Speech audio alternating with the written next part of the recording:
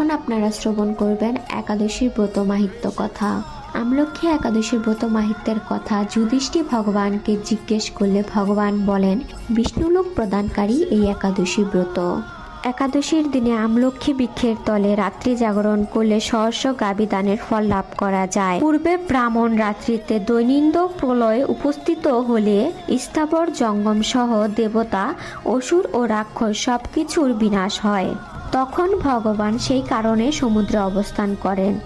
তার মুখপদ্ম থেকে চন্দ্রবর্ণের এক বিন্দু জল ভূমিতে পড়ে। সেই জলবিন্দু থেকে একটি বিশাল আমলক্ষী বৃক্ষের উৎপন্ন হয়।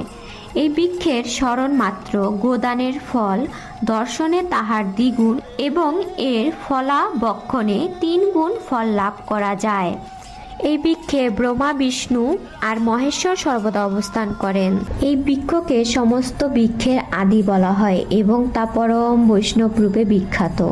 এছাড়াও বলিষ্ঠ আরও বললেন, হে রাজন, যে মানুষ এই পরম উত্তম আমলক্ষী একাদশী ব্রত পালন করেন তিনি নিঃসন্দেহে বিষ্ণুলোক প্রাপ্ত হন। আপনারা সবাই একাদশী ব্রত আছেন তো?